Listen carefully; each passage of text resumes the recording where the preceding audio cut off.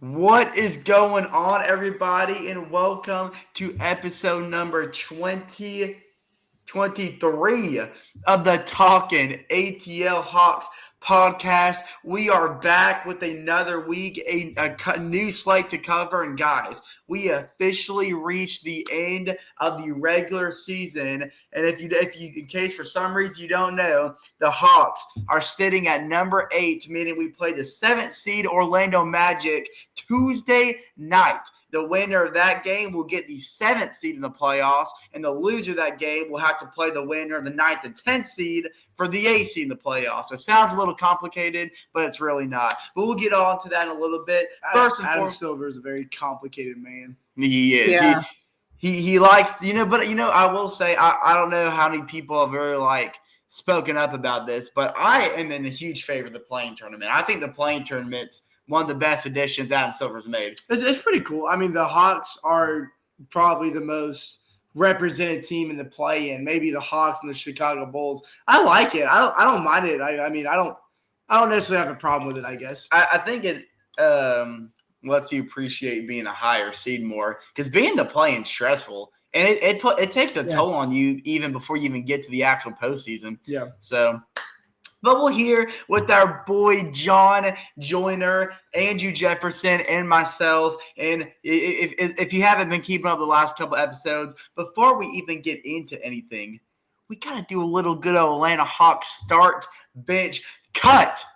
And I got mine primed and ready. And I was thinking, since this was the end of the regular season, what better start bench cut than to reminisce on some of the best moments this season. And I'm talking about, I have 3 games in the top of my head that I think were 3 of the best games. Maybe not the best, but at least 3 of the most memorable, iconic games of this year. And I'm going to do start bench cut. Joyner, I'm going to start with you. And this is the list. This is what you have to choose from. So we're not naming our own games. We're just ranking them based off your list. I have 3 games that I think were the most iconic this year, and I want y'all to rank them. There's one game in particular that I'm going to be very pissed off if you do not put on this list. So you better hope that you don't make Andrew Jeffy mad over here. I hope I don't make Andrew Jeffy mad. Because you're going to leave the podcast again. Dang it. Okay.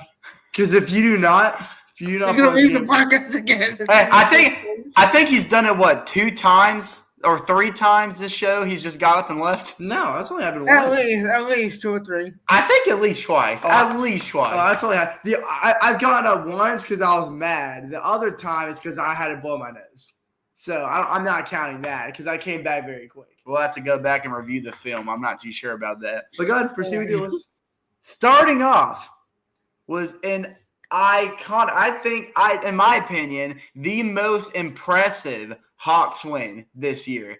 And it was all the way back on November 12th, the very first game of the group stage for the NBA Cup. The Hawks had to travel to Boston without Trae Young, going into the defending champ's house in front of a packed crowd for the first game. This was a stage. This was the first game of the group play for the NBA Cup.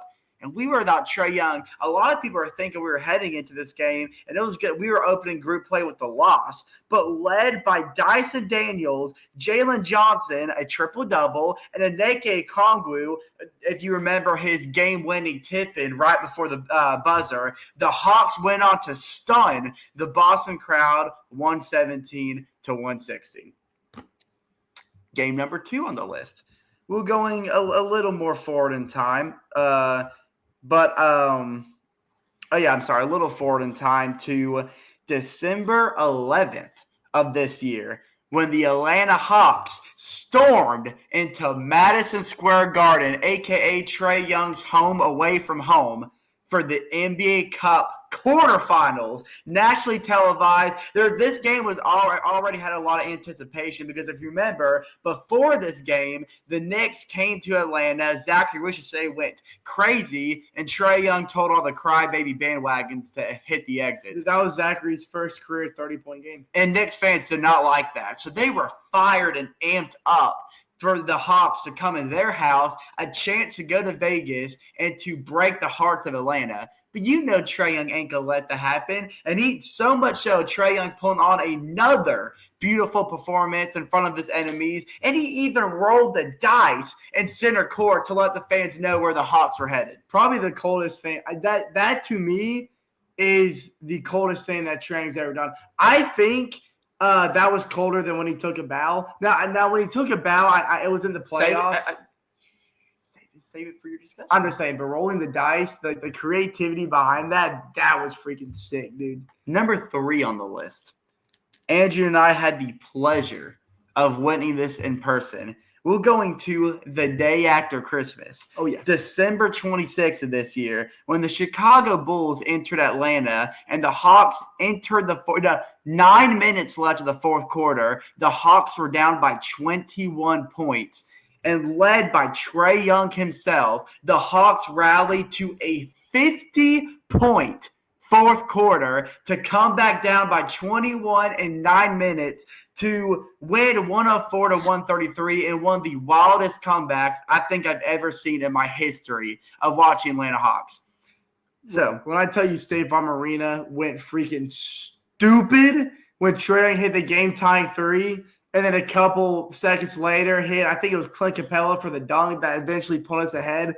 That was probably one of the best Hawks atmospheres I've ever been a part of. And shout out to our boy Terry, Scary Terry, you like to call him. He was a Bulls fan, and he was at the game with us, and that might have been the worst night of his life. Yeah. But not for us. He didn't have as much fun as we did. So, Joyner, I'm going to start with you. So, you have the Boston game without Trae Young, the in that Madison Square Garden game to go to Vegas, and then the 21-point 9-minute fourth quarter comeback against the Bulls. What you got, Joyner? Okay, so I'm gonna start with my cuts first, and then I'm gonna work my way up. I'm gonna start with the game that y'all went to, the Bulls game. Okay. And the only reason I'm doing this is because it was just a normal game. The other 2 games that were mentioned were cup games were transfers to get into the NBA Cup. So that's the only reason why I'm gonna cut this game. It's because it's just a standard win that we needed.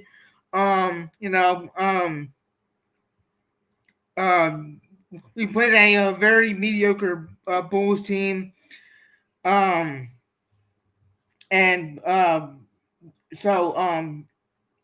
the only reason why I cut this game. It's just a regular game against a mediocre Bulls team that That's fair. We should have smacked by 50, but But Yeah, that's fair. I understand your reason. Next game. I'm gonna bench this game, and I really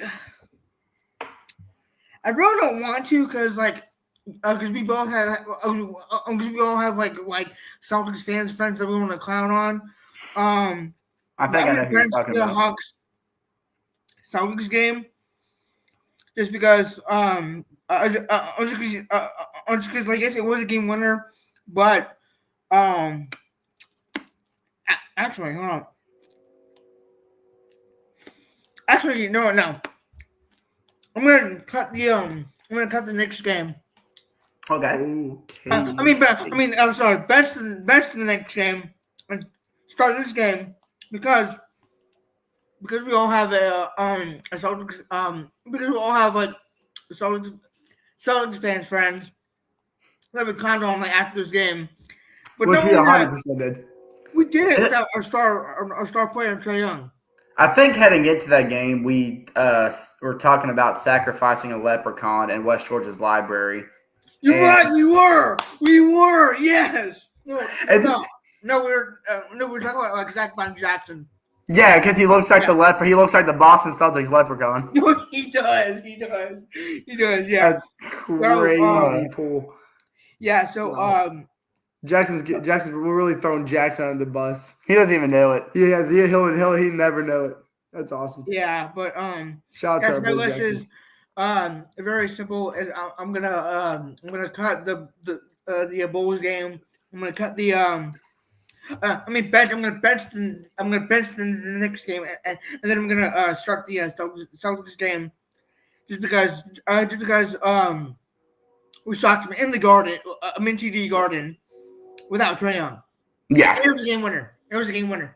I was like, I was at work. I remember I was working that night, and I was like so upset that I had it. Well, I remember like I was at work. I was going to work that night. I was like, oh, I hate that I'm missing the NBA Cup group stage opener. But without Trae Young, this game's probably ugly anyways. I got the work, and like I could not fathom the way that game played out. And going through the highlights, I was just stunned. I couldn't believe I missed it. I was not at work. I was in my living room, halfway naked.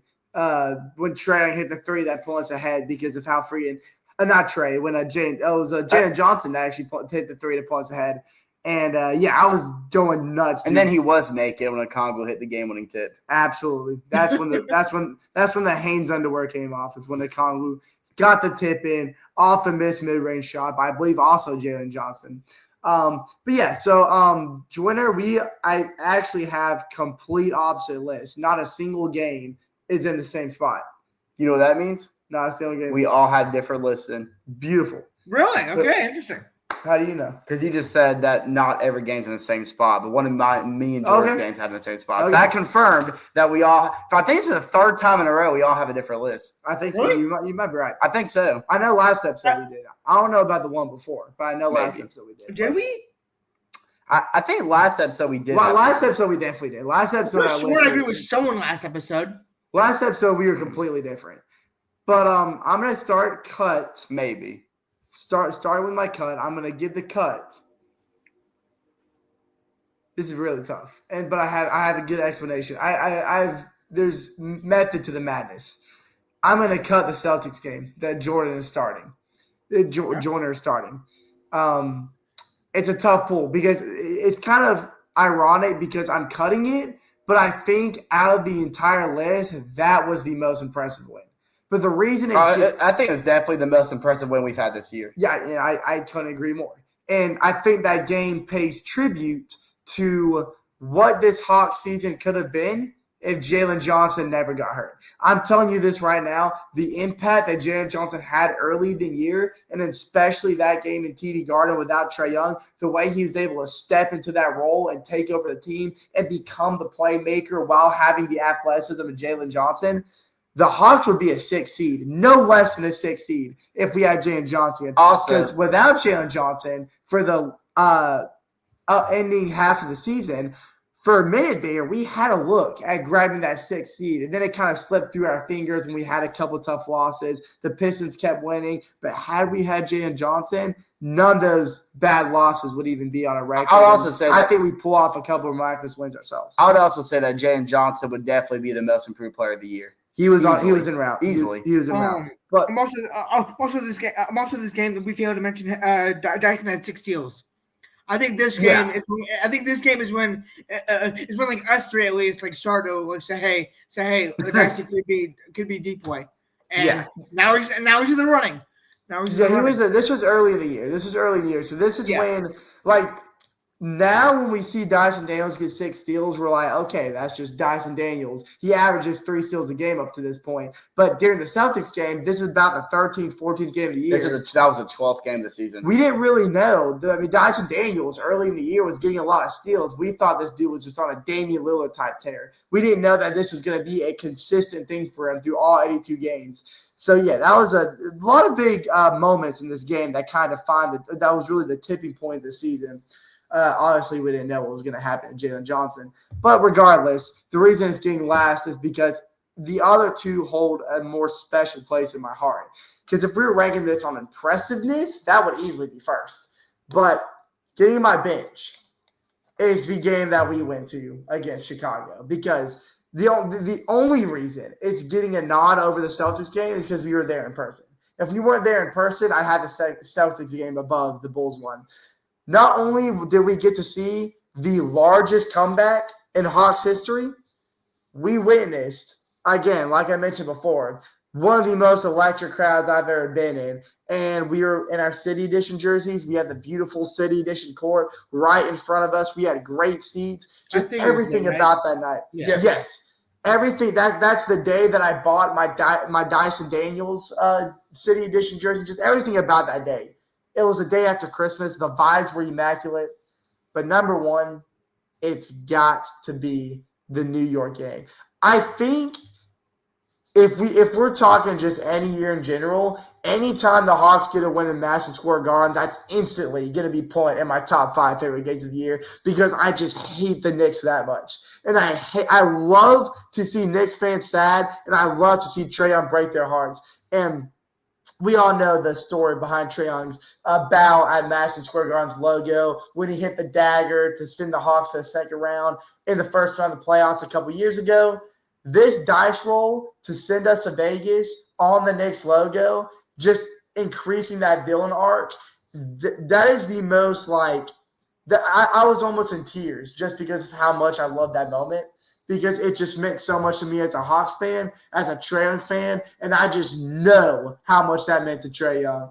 And then it shows Spike Lee, and Spike Lee's like, yeah, I have tons of respect for this Trae Young guy, but you could tell Spike Lee was hurt. So there's my list. All right. Well, guys, I love when we have completely different lists. And I will say, I do agree with Joyner at what I'm cutting. I'm cutting the Chicago Bulls at Atlanta Hawks game. Now, Andrew, everything you said was true. That's a surprise to me, too. Everything you said was true. The vibes are immaculate. Fantastic atmosphere. The largest comeback in Hawks history, a 50-point fourth quarter. The only reason I'm cutting it is once I break down the other two games, because the way I'm ranking this list is the best games of this year, and I think that to determine that, I think the weight of the game is going to be a big factor to me. And this was a mediocre Bulls team, and if we're being fair, they didn't have.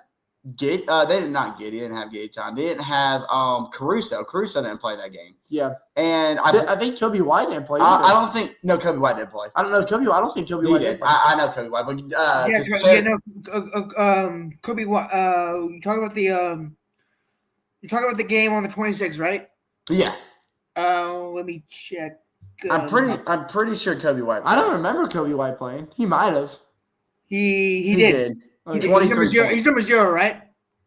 Yeah, he's number 0. I just remember Zach LaVine. He did play. He dropped 23 points. I just remember Zach LaVine going Steph Curry mode in the third quarter. Yeah. That dude was not missing any pull-up three he took. He finished with 37 points. But my point was, we were talking to our buddy Terry. We both agreed that there's no reason the Bulls should have been in that game. It was very disappointing. I remember just being distraught when it was a 21-point game with 9 minutes left. I was just thinking to myself, this is a bad loss. Like, we were 500 at the time. That if we would have winning that game put us above 500. So at the time, I was thinking we just missed an opportunity to go back above 500.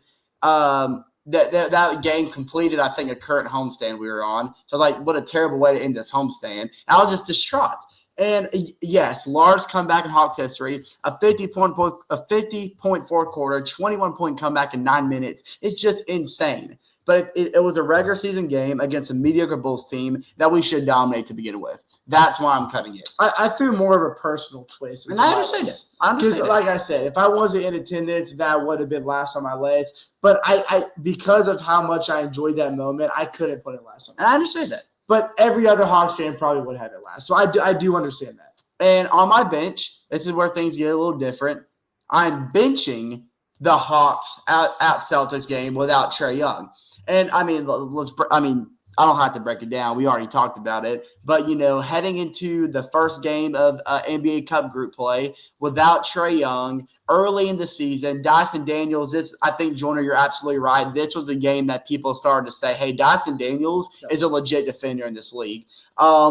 It was a staple win in front of a rowdy TD Garden crowd. Okongwu's tip-in was so athletic, so fantastic for the win. Jalen Johnson had a huge game, a triple-double. Dyson Daniels, along with 6 steals, I think dropped 23 points. And it was fantastic. It was a huge staple win, easily the most impressive win of the year. That's also when we got one of Bob Rathbun's coldest one-liners after the game when he said that TD Garden's quieter than there's a very famous library in Boston I can't remember what he's called, but he compared it to the atmosphere at the Boston Library. It was just a funny moment by Bob Rathburn. And then number one is, I do agree with Andrew, was the Atlanta Hawks at Madison Square Garden. Andrew said it perfectly. Trae Young, just another iconic moment in front of a Madison Square Garden crowd that hates his guts. I remember Spike Lee before the game was talking to Trae Young. They're like, "Hey man, I love you, but we hate you." Yeah. He's like, "Man, I love you as a person, but as a basketball player, I can't stand you." Yeah. And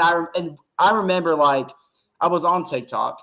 And I got to this one TikTok reel, and it was a Knicks fan. And he posted this the day before the game. And he was like, "Hey, Trae Young, I hope you see this, but I want you to know that you're not going to come out of Madison Square Garden alive."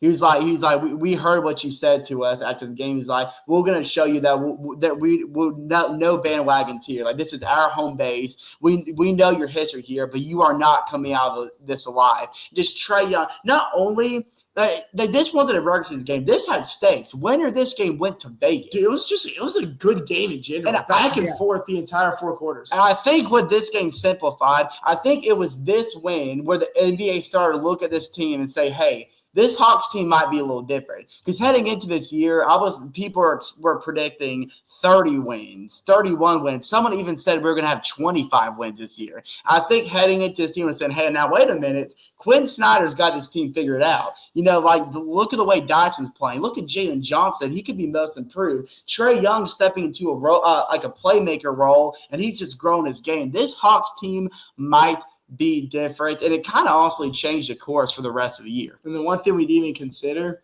that was one of DeAndre Hunter's last really good performances before he shipped it away the trade deadline. I believe DeAndre Hunter had somewhere around 21, 25 points that game, and he had some really big mid-range daggers in the fourth quarter to really extend the Hawks' lead in the winding minutes. But with that being said, ladies and gentlemen, I think we are about 20 minutes in, so I think it is time to hop into some games. I know there are some games on this list that we're not going to spend a lot of time on. But there are a couple that were really significant and we do want to spend some time on, especially that Brooklyn game for a certain reason, which I think if you're a Hawks fan, you already know what we're alluding to. But I don't know which one you two want to get started. I just want to say this. So we'll, in case you missed last episode, we left off on that April 5th game. When the Knicks came to, we were just talking about the Knicks, but they actually came to State Farm Arena and embarrassed us in one of the best 3-point performances I've ever seen a team put on. But we're not going to talk about that game because we already lived through that nightmare. I don't want to live through it. It was a sour note. We ended last episode on a sour note. Hey, speaking of sour notes, the Jazz came to town. That was an unintentional transition. The Jazz came to town the next day on April 6th. And this is a game that, the Hawks have had a weird history with Utah. They've been rebuilding ever since Quinn Snyder left the Jazz. That's kind of when they started their rebuild. And though they've been rebuilding, the Hawks have just always played tight with the Jazz. We never just blow them out of the water. And the last time we played the Jazz practice game, we had to beat them on a 50-foot buzzer beater by Trae Young. So we were hoping things would go a little easier this time. And they did. It's to a certain extent. Offensively, we put on a masterclass, dropping 147. But on the other hand, we gave up 134 points, meaning if our offense didn't play the way it did, this game could have been bad. But that was all in thanks to Trae Young shooting 50% with 23 points and 15 assists. Onyeka Okongwu had 27 points on 12 for 18 shooting with 12 rebounds. Dyson Daniels dropped 19 points, and I believe he had 3 steals. Yep, he had 3 steals that game. Boys, I'm dipping for just a moment. I'm not mad at anybody, but I do have to blow my nose. So excuse me. You keep talking. 3 times. That's 3 times he's got them left. Yes, I knew it was going to happen. Karis LeVert shot 50% off the bench, scored 21 points. Vic Krejci, 100% shooting, went 5 for 5 from three, dropping 17 points. Terrence Mann had a nice little 10 points. It was a nice performance, offensively. But on the defensive end, we were getting ran through by Colin Sexton, who shot 50%, 27 points. He was an inside merchant. I can't remember his first name. It was Isaiah Collier shot Yeah. 6 for 14, 17 points, 12 assists. He stepped into a great playmaking role. But the big guy for the Jazz was Keontae George getting 34 minutes off the bench, which is insane, dropping 35 points, 7 for 13 on threes. He was a Hawks slayer that night, and the thing was, he was making contested shots. It's not like he was open or anything. Like, a lot of the threes he made were pretty well contested. He was just not missing that night. That hence the 134 points. But Jordan, I'm gonna shoot it to you. What's your thoughts on that game? I mean, just like no defense at all. It's basically what this game was. I think you covered it perfectly. Like it was all offense, no defense. But I think what what really carried the Hawks' success was Vic Krejci not missing a shot, and to go along with that, the Hawks shooting above 50% from three, which they shot 53.7% from three. So when you're shooting that well from three, you're not gonna lose. Oh yeah, of course not. Sure. Yeah, absolutely. But sorry, Andrew, I know I got to kick off to you. But you're absolutely right. And I remember this bit. Heading into that game Sunday, this was like his third or fourth game back, coming back from injury. And the games before, he wasn't really doing a whole lot. He's always been a great 3-point shooter, but wasn't doing a whole lot. This was the first game that he kind of just like revealed to all Hawks fans that he's getting back to form. He only took 6 shots, but he made all of them. 5 of them were threes. That was like that exemplified that Vic was starting to really get back to his full health, and he's going to go back to that big bench piece that he was earlier in the season. And, the Jazz always kind of hold a special place in my heart because the first ever Hawks game that Chase and I went to was actually against the Utah Jazz several years ago. This was back when we were in Phillips Arena and not State Farm Arena. The Hawks were really poor. We were led by Dennis Schroeder as our starting point guard, but that was the Gordon Hayward days. It was back when Gordon Hayward played for the Jazz. But funny enough, Utah was on an 11-game win streak when they came to Atlanta, and the Hawks beat them by nearly 20. We beat them bad. To end their 11-game win streak. And the Hawks were not good that year. We had Dennis Schroeder, Kim Bazemore, Thiago Cephalosha. This was not a good Hawks team. It was pretty bad. But we put a beat them on them. So, and to me, this game was one of the better bench performances that I've seen from the Hawks. Just an overall complete bench performance because you had Karis LeVert getting to double figures. You had Terrence Mann, Vic Krejci getting double figures. This is just, I think, one of the most efficient shooting nights I've seen the Hawks have. And to me, putting 150, nearly 150, even in today's NBA, is really impressive. But it also did show concern. I think the Hawks' defense has kind of let up a little bit, especially on the inside. Because one thing I can say about this Utah team is they're extremely good rebounders. It kind of gives me illusions of the Portland Trailblazers team that we've seen both times this year. They can be efficient scoring, but their strengths really come from inside. And when they can beat you on the boards, that's how they can stay in games. And that's what we saw them do in Utah, and that's what we saw them do in Atlanta as well. But thankfully, like I said, the shots were falling, especially from the bench pieces, and that's why we were able to collect 150 points and ultimately get the win.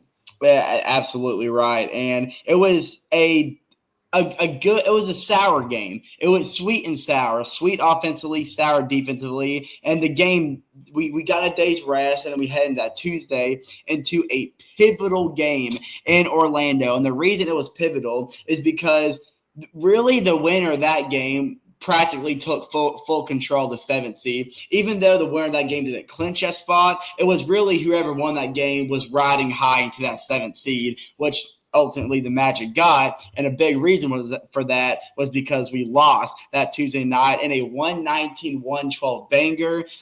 Joyner, I'm going to kick it off to you, and I want you to lead this game off. Yes, like you said, we need to win this game to still be in the fight for the 7th seed, and did not go our way as the score shows. Trae Young shot 50% from the field, 28 points, 3 for 9 from three. A cool double with 10 assists. Dyson Daniels had 15 rebounds and only 1 steal. So, but Anaka Kongwu was our leading scorer with 30 points and 14 boards, and shot 4 for 7 from three. So he was shooting the ball pretty well from beyond the arc. Absolutely. I really think the problem was that our bench didn't do really anything besides Karis LeVert. Terrence Mann shot a stinky 0 for 5, and then George Niang also struggled shooting 4 for 10 from the field and 1 for 5 from three.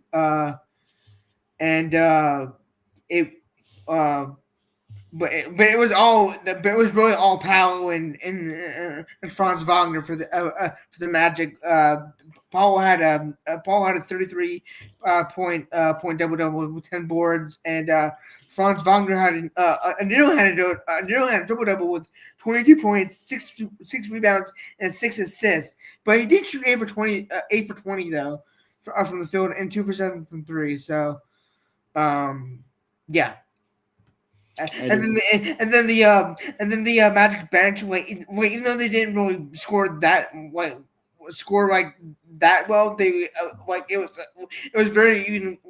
They scored very evenly across the entire bench because And so for the way that I want to lead us into this game, I want you both to close your eyes for a minute. Okay. I want I'm scared. Lift your heads up. Yeah, there you go. And then close your eyes. There you go. And I want you to put a smile on your face. Let me see you smile. I'm smiling. Let me see you smile. I'm smiling. Don't. There you go. That's all I want to do is just put duct tape over his mouth for no reason at all. I just wanted to. My intrusive thought. Jordan, you can open your eyes. I just wanted to put duct tape on Chase's mouth. My intrusive thoughts were overtaking me. But yeah, so let's keep things rolling here. So this Magic game, Joyner, you really touched on it. Pablo Banchero. We've seen a different side of Pablo this year, I think. I mean, this is a Magic's team that's kind of been on like the tip of the iceberg. They don't know which direction they want to lean in. They have all the potential in the world to lean right and dive right into the ocean of success. But they also have all the injuries in the world. This is one of the most injury-riddled teams in the NBA, and that's what's kind of keeping them in balance of that 500 level, that mediocrity level that the Hawks have been stuck on for so long. Because let me tell you, if the Magic were up to full strength, I don't think it's crazy to say the Magic is in the 6th or 5th seed, even the 4th seed, because look at the way the season started. But I got to put all the chips on the table and congrats Pablo Banchero for what he's been able to do and how he's been able to take a step into that role. And to me, this is a guy, I mean, during All-Star break when Trae Young was out of the equation and the other guy? Trent was in there. LaMelo Ball. Well, I'm talking about when the voting first came out and Trae Young missed it. Okay. And he didn't get in because of a reserve. There was Trae Young and LaMelo Ball that fans were raising Kane over. But I think Pablo Banchero is a guy that didn't get enough recognition. And especially towards the end of the year, the way he's been able to string together some really important wins for the Magic.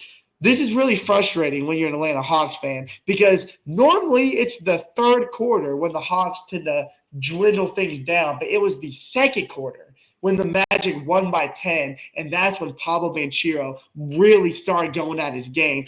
getting tough buckets inside, drawing contact, making tough layups, getting and ones, hitting these tough fadeaways that eluded DeMar DeRozan. But you said it, Jordan. Okongwu, to me, this was his best performance all season, and especially down the stretch in the fourth quarter. He was the guy that really kept the Hawks in check and really got into this game. But Chase, I want to leave some room for you. You can take the duct tape off. I'll put on myself. No, let happen. All right, yeah. I don't know about why myself. I'm gonna think about myself because don't get shut me up. I don't know why this started. I don't know where this came from. Could you imagine this is like the thumbnail? Do you know how? I'll make it thumbnail. Do you know how like weirded out people are gonna be like before they click on this episode? Like why is Andrew over here with duct tape? I'll do it. I'll make that. It looks like you're seducing me. I actually got this too for myself, but I'm not gonna use it. Oh, he came prepared. Hey, the only thing I got to say about this game is I think y'all explained it perfectly. I do want to give my flowers to Paulo Banchero because he joined some elite company because that was his 20th straight game scoring 20 or more points. And that put him in some pretty exclusive company. I'm not too sure who's in that company. I just know it's exclusive according to ESPN. So thanks, ESPN. But my big frustration this game, and it really showed in the fourth quarter, was I remember we were on a group chat together and I was talking about this. The absence of Clint Capella. I know I have said a lot of probably not nice things about Clint Capella this year for some good reason, but him being gone makes me appreciate him a little more because though we could say what we want about him, he was the best rim protector we had on this team, despite him being a little soft in terms of like post defense and stuff. He was a great rim protector, and him being gone, our rim protection's gone really bad, and we're just completely soft inside. And Banchero, Wagner, and even Carter Jr., Caldwell Pope too, was just destroying the Hawks from the inside. I mean, they would have put a Okongwu or Mo Gay on the post, and there's nothing they could do about it. And because we started both Okongwu and Gay that game, which meaning there were a couple times where our lineup was a little small when they were both on the bench, and the next tallest guy would be like Barlow or Niang, and that caused problems inside. And it's really frustrating because it exposes a really weak area in the Hawks defense, and we haven't really countered that yet. Like, even after this game, I haven't seen things that really countered that problem. And heading into the postseason, I'm just worried that any team we play is going to have their way on the inside. And I'm a little worried. I'm not going to lie. And that was a big reason we lost this game. We're especially in the fourth quarter, late down the stretch. We could not stop them from scoring inside the paint. And it was frustrating. It really was. And you're right. And Okongwu is getting 7 boards offensively and 7 boards defensively. 14 rebounds in total. Shows that we can rebound, but I think you made an interesting point about Muhammad Gay being mixed in the lineup with Okongwu because and I think another problem, you talk about the Capella injury, that's weakening our interior defense. I think Jalen Johnson not being there is another big reason because he was a big assist guy on defense in terms of helping Capella and helping that rim protection. Because think about it, as a wing guard, Jalen Johnson, he's a freak athlete. He is a hard dude. He's 6'6". You can't just blow by that guy easily. You take him out of the equation, and then your wing guy is Dyson Daniels, who I gotta admit, Dyson Daniels is good with his hands. He's quick steals. He can intercept passing lanes, but he doesn't have that body strength. I disagree with that. To keep guys from blowing by him. He can defend the paint well, but in terms of blowing by him, he doesn't have that presence that Jalen Johnson had. So Clint Capella has to take steps up, which leaves the rim a little lackluster in terms of defense. And Muhammad Gay, while I think he's a good rim protector, I think there's a lot of room he has in terms of develop until I really say that he is a solid rim protector because he can go up and block shots, but he can't stop hard drives. He's too soft to be a great paint defender. Body on body contact, it's not hard to get an advantage on Muhammad Gay. But in terms of just going he's up, a lanky guy. In terms of vertical and blocking shots, that's where he excels at. But in physical, he doesn't have the physicality that Capella does. Yeah, absolutely. So that game, obviously, it hurt, because it really kind of put in our minds that the 7th seed's kind of out of reach. But, there's a lot of hopes for the Hawks because our next three games consisted of at Brooklyn, at Philadelphia, and at home against the Magic. Three very winnable games. And lucky for us, we won all three. Starting with in Brooklyn, this was a game we really want to focus on because a lot of things happen. Now, Angie, I'm going to let you get into it first. But just the most notable key points was Zachary Richey getting a new high, 38 points, which, by the way, he could have easily gotten 40. And we played him when he had 38 points. We were being a little – the people that were on the court with Richey when he had 38 points were being some daggum ball hogs. Let the man get the ball and score his 40. They weren't letting it happen. Which, I mean, of course, this was a team sport. They were just worried about winning the game. And that I understand. But another big thing, I think the biggest thing to me, knowing our history in Brooklyn, we ended a 6-game losing streak playing at Barclays Center, which was just huge because we always get destroyed when we play in Brooklyn, and this time it was the other way around. Andrew, how did the Hawks manage to turn the tide? Well, you're absolutely right. Brooklyn has not been friendly to us, just like the streets of Brooklyn. You walk alone, chances are you're going to get mugged. Buddy, that happens in Atlanta. I don't know what you're talking about. Oh, but Brooklyn especially. Like, I think Atlanta's like the birthplace of Brooklyn. Like, you think about Brooklyn in the 50s, that was like gangster mob central, there. Atlanta just kind of adapted that personality. So, Atlanta's like baby brother to Brooklyn crime. You know what I mean? Like, there's a reason why I don't know what you mean. There's a reason when you go look at all the crime shows, most of them are set in Brooklyn because that's where crime happens. You know what I mean? And that's also where robberies happen. And Brooklyn has robbed Atlanta of several wins that hypothetically should have been gimmies. And this is a game where I think the big difference maker in terms of like what the I got you, James. That was so unnecessary. What the Hawks had to do in terms of to get this win that we didn't do prior trips to Brooklyn, especially the one early this year. They can hear me, dude. Please stop.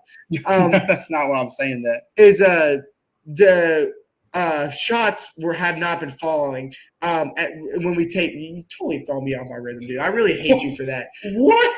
But the shots just don't fall on a consistent basis every time we go in Brooklyn. And I don't think it's road woes because Brooklyn does have one of the most electric atmospheres in the world. So it's not like – and they haven't been the toughest team in the league in the East since, I don't know, the 2015, 2016 seasons when the Hawks actually met Brooklyn in the playoffs, maybe during the D'Angelo Russell phases. But these Brooklyn teams especially, these should have been gimme wins. And Chase and I took a trip to Brooklyn last year, and we saw the Hawks play on the road because our travels just happened to line up. Now, Trae Young didn't play in this game, but we saw DeJounte Murray play. This is actually one of Kobe Buffkin's best games of his rookie season. Gosh. It's the best game he's had since coming to the league. But for some reason, every time we play Brooklyn, the 3-point percentage for that Brooklyn team just skyrockets. And it's something that we can't match. And even though the Hawks got a comfortable win, I got to say that the perimeter defense was not lacking, but Brooklyn was still making, like we contested, a lot of shots. But you had some lesser-known guys off the bench, like Jalen Wilton get a lot of playing time. He dropped a solid 20. You had Tosan Baldwin, I guess how you say his name, get a solid 18. Because Brooklyn was really expanding the roster they had because they're already eliminated from the playoffs. Why not let the bench guys and the young guys get some playing time? But I think the real emphasis on this game is what Zachary did. 15 for 20 from the field, 6 threes knocked down, and 38 points, setting a new career high. And you just saw it right from the tip-off. Zachary Richey starting off early, getting his three-point rhythm going. He was explosive on fast breaks. As soon as the Hawks collected a steal or got a tough defensive rebound, Zachary just instantly turned on that what's the famous sprinter's name? Olympic gold medalist, the track runner, Usain Bolt. Oh, I was like, what are you talking about? He turned on that Usain Bolt speed, went down the court where he was able to get those full court passes. He was nice cuts to the baskets from the baseline, from the wing, wherever he was. He positioned himself in the post where he got the most mismatches. I mean, he was doing it all offensively to get himself any sort of advantage to reach this career high. And even in the dwindling moments, I got to say, I know you said they were ball hogs, but Zachary did have some chance to score. Like, he did put some shots up, missed a couple of floaters. He had 5 fouls. else, but I think that just came from like over aggressive plays laid down the stretch. I think he knew how close he was, but I just like and Chase. You talked about it when we were watching the Hawks game today, so I think you agree with me here. Zachary. I say since the start of February, he has gotten more and more confident with his shot. And it's just looking pure, even contested. You see that length that he has play more to his advantage, and he's not afraid of that instant pressure when he's taking those tough shots. He just has confidence that he's going to make it. Well, to me, I think Zachary's always had confidence, and that's what I've always loved about him. Like from his first game, he was not scared to shoot. But I think what's happened was he's gotten more pure and more consistent with the shot. I think he's finally found his rhythm, and it's to the point where he can just pull up and not just do it with confidence, but do it knowing he's going to make it. And the very first, I like how you said that. The very first time he touched the ball in an NBA game, he shot. It was a catch and shoot. He didn't take a dribble. It was a catch and shoot. He didn't look around. He touched the ball. He shot and he made it. Yep. But it was against Brooklyn. Look at the full circle moment. Look at the full circle moment. I didn't even pick up on that. What a full circle moment for Zachary. Guys, the Zachary owns Brooklyn. Is this look? Trae Young owns New York. The Knicks. Zachary owns Brooklyn. It's a bad day to be a New Yorker. And I just talked about how Atlanta was the birth criminal capital of Brooklyn. Oh my gosh. Why is there so many ties? The connections are real. This is like a multiverse and we don't even know it. Oh my gosh. I'm kind of tripped out. Dude, this is insane. We should take a deep dive into this conspiracy. Like what's going on here? I don't know. I don't know, man. I don't know. But y'all guys can take over. I've said my 2 cents. Joyner, I'm gonna let you say your mind, man. How did you feel about the Hawks' performance that night? I mean, I think I just summed it up. I this is a really good breakout game for Zachary. I think this game right here should stamp him as a. I think this game puts him in the lead for Rookie of the Year. I couldn't agree more. Now, will he win it? Now, will he win it over Stephon Castle? Time will tell. It's gonna be close. Yeah, it's gonna be close, and as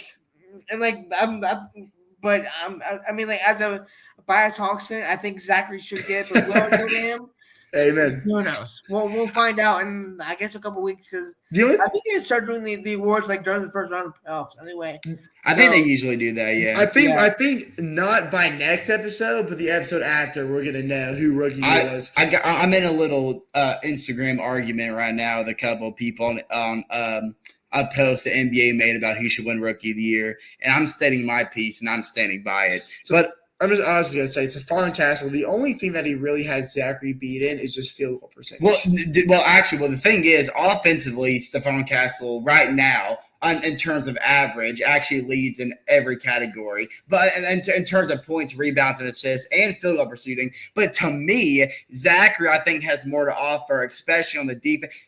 I didn't know about this. Zachary Ricochet has the best defensive rating in the league since November, the third best. Since November, Zachary Ricochet has the third best defensive rating in all the NBA. And in terms of just versatility and obviously size, I think Zachary just has the higher ceiling. Out of rookies? No, the entire NBA. Seriously? And I fact-checked that too, and it's true. Ooh. He has since November, he has a defensive rating of 98.5, and that's the third highest in the NBA. Well, you can talk about Stephon Castle's offensive numbers all you want, but Zachary has the most 30-point games out of every rookie. He has the most double-doubles out of every rookie. I mean, just you throw that into the mix, come on. It's not like Zach or Stephon Castle leads the offensive categories by a wide margin. It's very close anyway. Yeah. So I think exactly. I think the defensive stability is just a tiebreaker. That's great. I did not know that. So according to this list I just found on the NBA.com app, the top three is Stephon Castle, Zachary, and what'd you guess who the third guy Alex is? Starr. It's not Alex Starr. It's Alex Starr, right? No. Yeah, it's Alex Starr. He won't go away. It's like man. a stain on your shirt you just can't get rid of. Like, you don't want it there. It just has to be. Hey, because we wanted him when we first got the number one overall, but he was the number one guy. And then he just wanted to play for us. I don't know why.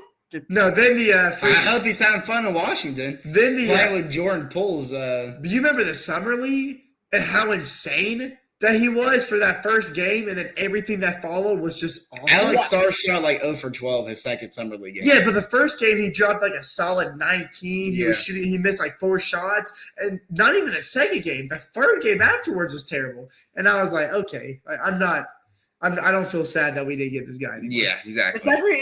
Zachary himself didn't even like do that well in summer league. As far as I can remember, his first game, I think he had like maybe like 9 points.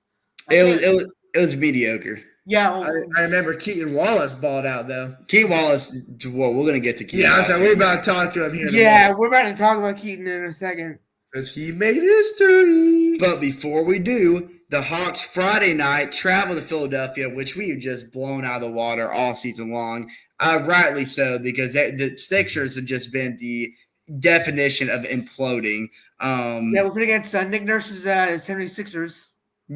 I know Chase holds a special place in his heart. I sure do. And don't think I forgot. Look, once the off season hits, we have to start talking about what kind of content we want to post, and that's definitely on the checklist. Nick Nurse will have that's what I'm saying. He's not going to the playoffs. Wait, what is he out to prepare for? I definitely want to do like mock drafts for the NBA draft for sure. Oh yeah, that's something I definitely want to do. I think we've also hinted at doing like a NBA draft lottery like live reaction. So yeah, that's something we will considering doing as well. I'm just gonna give you a little preview of mine. Cooper Flag is gonna fall in the NBA draft and land in Atlanta. Okay, let's calm down. I'm capping. That's the most ridiculous. I'm about to say that's the most absurd thing I've ever Please heard. Tune in. I promise you I'm not going to say stupid things like that. Yeah. Friday night, the Hawks went to Philadelphia and won 124-110 behind Trae Young's dominant 36 points, 10 for 22 shooting. He had 6 3-pointers, but 11 assists as well. But the big thing to me was Karis LeVert, the best game he's had since being in Atlanta. 31 points off the bench. Now, he did have 30 minutes. That's like starter minutes. He shot 12 for 15, 4 for 5 from 3. Of course, you had Zachary Ricochet scoring a quiet 12. Mo Gay had 10 points, but along with the 10 points, Buddy had freaking 18 rebounds, which is incredible. To me, this is probably arguably Mo Gay's best game as a Hawk, just in terms of how big he was rebounding, especially creating a lot of second chance points. And that was just the Hawks taking advantage of the lack of size that the Sixers have. This is a very small Sixers team. But the guy I want to compliment, the starting lineup did pretty good, though. You had Marvin Bagley dropped 20. He shot 8 for 14. Butler shot 50%, 9 for 18 with 25 points. Not Jimmy Butler. It is Jay Butler. It's actually Jared Butler. Remember, Jared Butler had a 30-piece when he came to Atlanta. He did. This guy's good. This might be the new P.J. Washington or Cole Anthony. There's just that one guy that just torches the Hawks every time we play. Although Cole Anthony only had 1 point when we played the Magic in Orlando, the game that we just talked about. We'll get to that. Not the one today, the game that when we went to Orlando. He scored 1 point, which I thought was funny. Colin. Yeah. Go ahead. Oh no! So I was about to read off Cole Anthony's stats for this game, but gotcha. Yeah, no, we can do that later. And Quentin Grimes was another guy that was unbelievable for the 76ers when they came to Atlanta, but thankfully he didn't play this game. And I was very impressed with the Hawks performance. This was a game that we didn't get dominated inside. It was actually the other way around. But then again, I do want to bring up the fact that the Sixers, this is a small Sixers team. With all the injuries they dealt with, all the misfortunes, this is the roster they're left with. And though the starting lineup did pretty good, there's nothing they can do in terms of the paint when you had a Kongu and Mo Gay and Ricochet, which all 3 played in the starting lineup. That is an insanely tall star lineup right there. And that helped the Hawks. It did huge favors with them. And the game was actually pretty close throughout most of the time. It wasn't until the third quarter that the Hawks started to really create some separation, win the third quarter 31-19, and then of course won the fourth quarter by 7, and that's all she wrote. But this was a big confidence booster. These 2 games against the Nets and the Sixers were 2 games the Hawks knew they needed to win, Not just terms of because the 7th seed was pretty much. Oh, by the way, I didn't even mention the Hawks winning this game officially clinched them the 8th seed. So that solidified their spot with this win. Because if we lost this game, we were in danger of dropping to the 9th seed. Thankfully, that didn't happen, of course. It was also the game that the Magic beat the Celtics by like 20. No, it wasn't the Celtics. It was a game after they played the Celtics. Oh, the Pacers. The Pacers. But the Pacers were sitting their starters out too. So the Magic, even though the Hawks won this game and clinched the 8th seed, the 7th seed was still up for grabs. Technically, until the Magic won, and then that put the lock on the door. So that really solidified the Hawks as the 8th seed. You can't go backwards. You can't go forwards. Yep, exactly. But the thing that like really made me like proud that the Hawks were able to come to Brooklyn, come to Philadelphia, and get these 2 wins was because they're in like lock-in mode. Like these are like easy cupcake games, games the Hawks knew they had to win, but you could tell they weren't just taking these games lightly. They were taking these games in serious preparation for the playoffs, knowing what they had ahead, knowing that it was right around the corner, and they were making sure these guys starting and off the bench were fatigued, they were ready, they were energized to head right into the playoffs because we had the Magic today, but I think we all knew that once they clinched the 7th, we clinched the 8th, that this was just going to be a game about the bench. No, meaning this is really the starters' last chance to get fully ready for the playoffs. They took full advantage of that. Trae Young, Karis LeVert did most of the heavy lifting. Everybody else kind of had a quieter game, but we looked ready. We looked locked in. We looked focused. And what do y'all have to say about it, Jordan? I mean, yeah, just pretty dominant win by the Hawks. Unfortunately, we did what we had to do. We control what we could control as far as trying to gain the 7th seed. Unfortunately, Pacers didn't want to. Unfortunately, the Pacers wanted to screw us over by benching their starters. But you know what? I understand. They already clinched the playoffs. They don't need to risk Halliburton, tearing his ACL or something like that. That game meant nothing to them.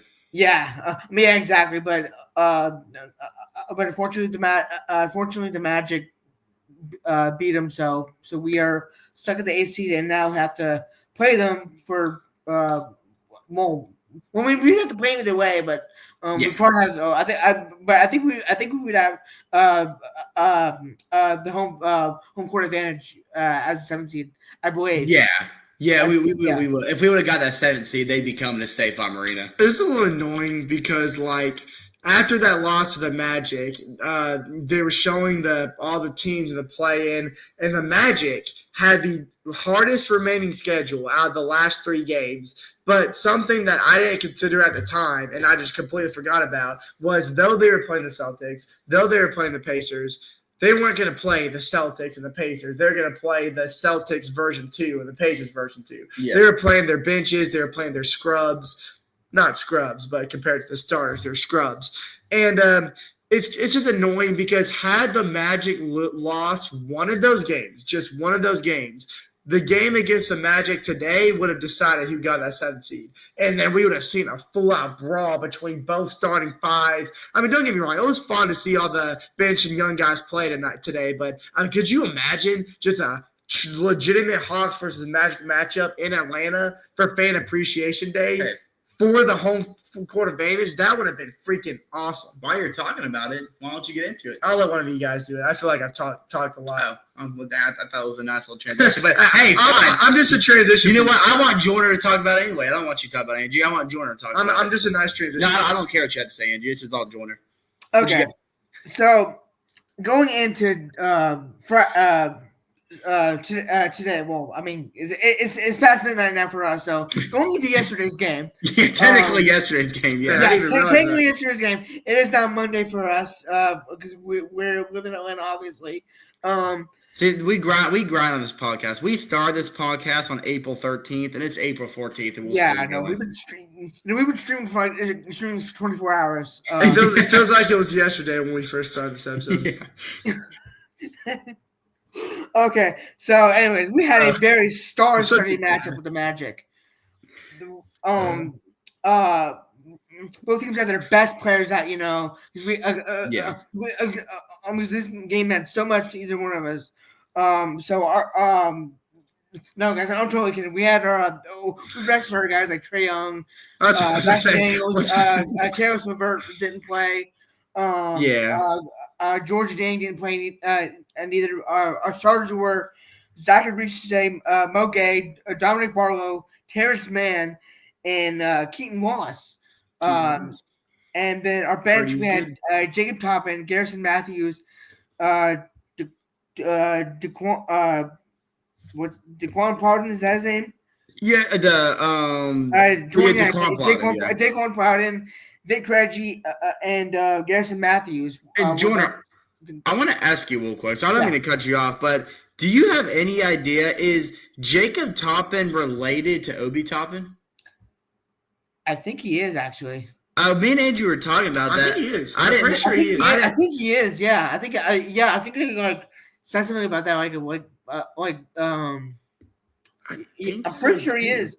But do y'all also remember Plowden's NBA debut in Chicago when he hit 6 threes? Yeah, and that was also a game we were very shorthanded. Yeah, and that was a game when Keaton Wallace, in company of Plowden, had 26 points, maybe 30 points that game. I don't think it was quite a 30-piece. But let me tell you before you start talking, Chase, because I know or before Jordan finishes up, because I know we're going to talk about it, and I don't want to steal y'all's thunder. But Keaton Wallace, when it's his turn to be the sole point guard, when Travis not playing, he's hurt, or if it's this case where he's being taken out because of playoff implications, Keaton Wallace is a baller. I love this kid. Tonight, it was his turn to take over and join her. How did it happen, man? How did it turn out for Mr. Keaton Wallace? Mr. Keaton Wallace had 15 points, 15 assists, and 11 rebounds. Well, I think I want to go back to around triple double around the early fourth quarter. So Keaton Wallace was forcing around that triple double. He had about 9 rebounds at this point. And he got a board or something, but the refs took it away. I don't remember exactly why, but they took it away, and so I was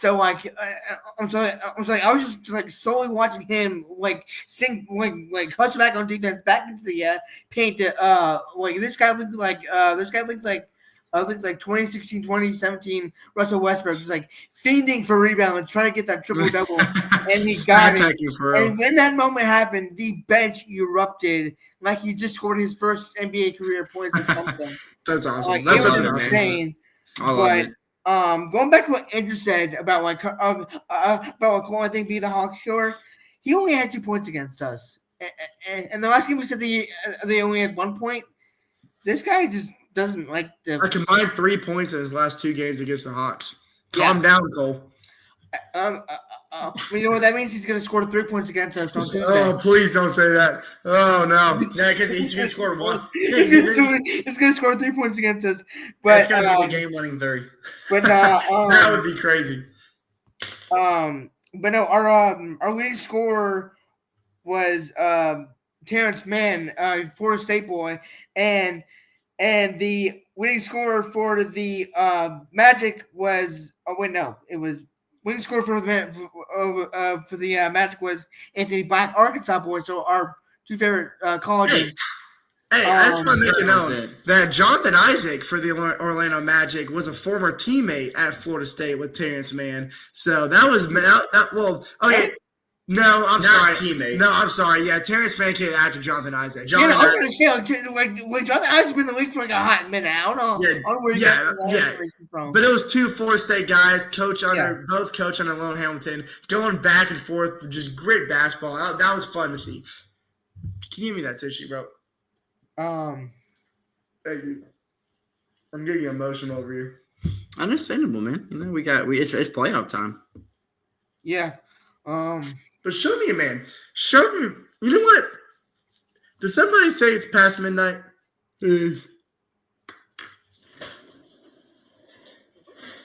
4? That's 4.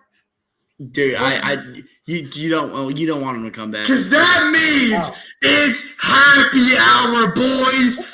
Show me a guy in the NBA that works harder than Keaton Wallace. Because not only does he come to the Atlanta Hawks organization. By the way, I'm changing my mind. This is not the thumbnail. For the screen. That's your thumbnail right there. But not only does he come to Atlanta when the Birds are tripping and the Hawks are soaring and Quinn Snyder needs him to rally the group, rally the guys, and take over not only as a playmaker, but as a reliable scorer. Not only does he do that for Atlanta, on the side, he's got a little side hustle because when he's not playing basketball, he's still playing basketball. He goes down to the College Park Skyhawks and he does the same dirty work day in, day out. This man's on the court. He is a grinder. And I'll tell you, the Orlando Magic and the rest of the Eastern Conference and the rest of the NBA, you best be lucky that two-way contract halts him from being a part of this playoff roster. Because if we had Keaton Wallace on this playoff roster, your days would be numbered. But just wait till the following years when he's off that two-way contract and he becomes a sole bench piece of this Atlanta Hawks team. You're going to be wishing you were dead before you were alive, buddy.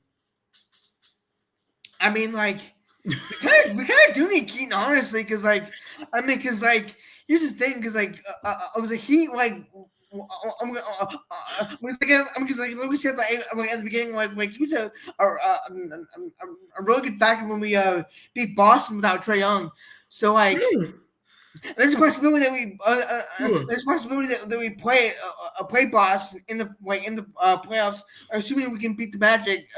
In the playing tournament and clinch that 7th seed. Like there's a chance we can beat.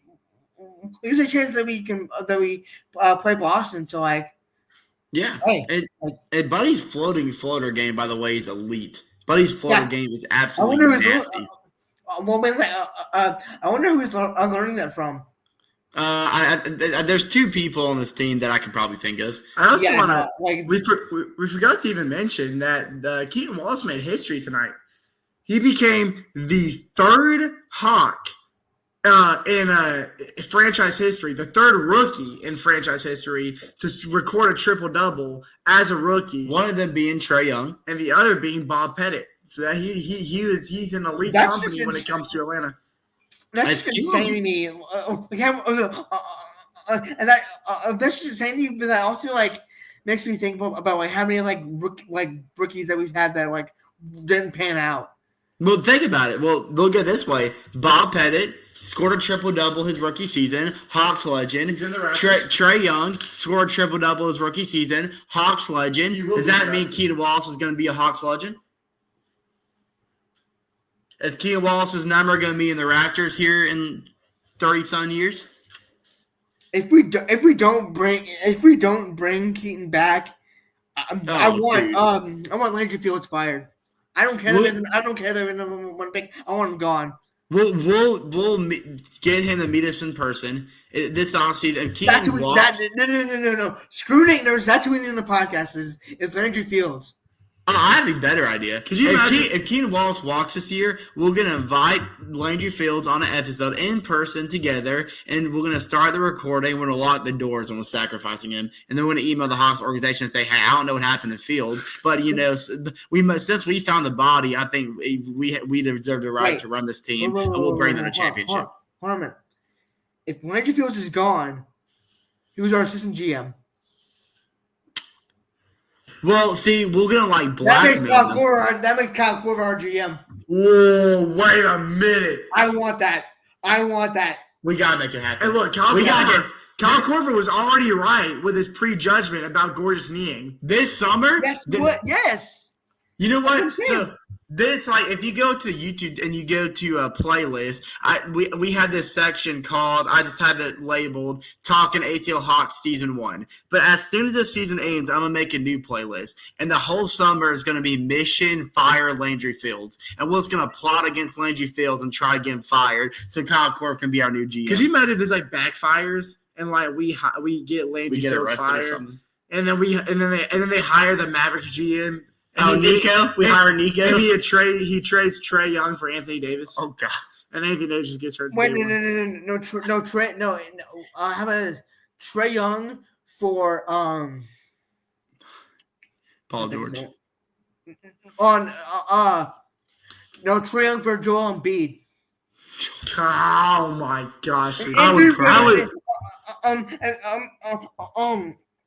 An injury-riddled big man that is very good. Well, I don't know if he's good on defense, but I would cry. He's not the process anymore. He's just the that process. He's just the process is gone. That's just the process died. I'd say 3 years ago. It died. I do. If that ever happened, if we ever got Joel on this team, I would throw up and make myself eat it. Kyle Korver would have to come out of retirement and save the day. He'd have to. Yes. That's the only thing. That's the only thing that could happen. But I don't know if you ask me. I think we have our summer plans made, and I think. Do y'all have any final comments before we wrap this one up? The stage is set. The stage is set. Yeah, stage is set. By this time next week, I'm excited to watch playoff basketball with y'all. Dude, look, we're gonna know our fate by this time next week. We're either gonna be we're gonna recap regardless. But we're that is true. That is true because